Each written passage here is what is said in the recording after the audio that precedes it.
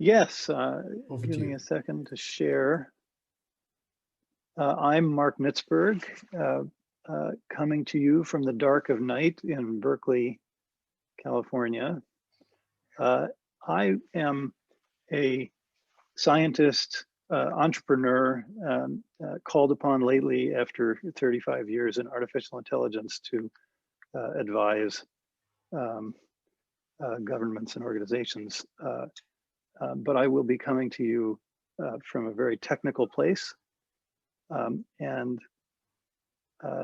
give you a whirlwind tour of what's under the hood and my ideas about how this affects finance. So I'm at the Berkeley AI Research Lab, University of California, Berkeley, one of the great public artificial intelligence laboratories with 40 some professors and hundreds of PhD students.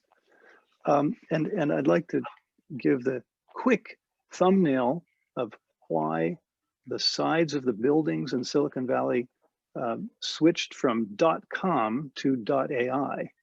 In 2010, supervised learning on images, that is recognizing images, had a breakthrough, and that's called deep learning, and followed by some variants that can handle time series, really sparked this current AI boom and the reason that we are all talking today.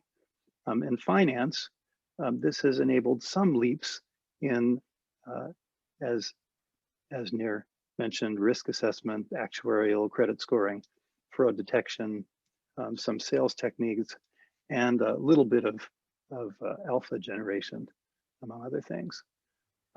I'd like to point out, though, that since then, there actually have been a couple of breakthroughs that followed. So this is for the quants among you, a little bit of technical background on deep networks. But following that, 4 years later, something was developed called word embeddings. And I argue that this is really another leap because these embeddings somehow surprised us in finding the math from text and taking as input a very large body of text and coming out with what's called a metric, a way of measuring the relative locations of words. So you can actually do math with the words. And if you take queen and subtract woman and add man, the nearest word in that space is king. And so it allows one to really enable a new level of text-based automation. And in finance, this allowed better analysis of regulatory filings. And it's, of course, in finance and beyond, enabled chat and email bots and understanding entities and text and so forth. And this was followed by another leap. So that, again, I'm going to just skip right over the deep technical.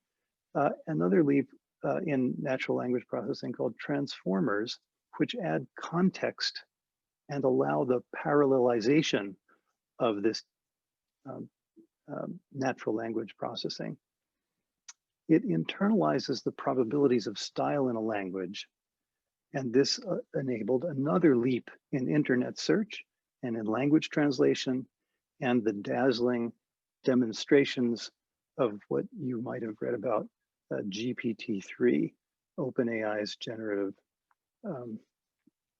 pre-trained transformer, that it can create a sonnet or a Beatles song or something that looks like a peer-reviewed paper on genetic biology, just given a couple of sentences, having, again, internalized the probabilities of language at a very, very large scale.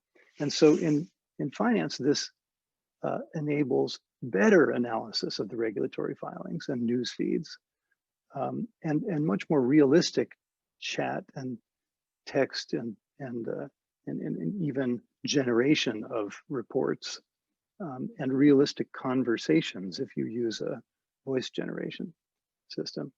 And it could lead to finding a kind of grammars for market behavior, for human behavior. And so for the quants, a little background. And I can't help myself and am sharing that there are aspects of this context-aware neural network that are reflective of the the shape of the cortex in mammals. That is, there are these neurons called pyramidal neurons that have as many as 30,000 synapses. That's just one cell, and it's connected to 30,000 others. And these are really the workhorses of cognition, and they tend to cross the layers of the cortex, which is where the higher cognition occurs. So it seems to be following Mother Nature's recipe, at least viewed from a distance. And so these are some of the breakthroughs that I think we'll be following. At the Center for Human Compatible Artificial Intelligence, where I'm the executive director, we are working on the problem of control. Nir mentioned the problem of pursuing defined objectives and how there are unattended consequences. And we believe that this pursuit of fixed but incorrect objectives has already led to a lot of difficulties, the driving people to extremes and in certain AI systems. And so we are working on a new model of AI that avoids fixed known objectives built into a system. We have a few opinions because this is Berkeley, and they include the banning of lethal autonomous weapons. More importantly for finance, AI impersonation, and certain kinds of reinforcement learning and human interaction. And we are advocating for regulatory oversight of new algorithms, even going so far as to advocate for trials with human subjects.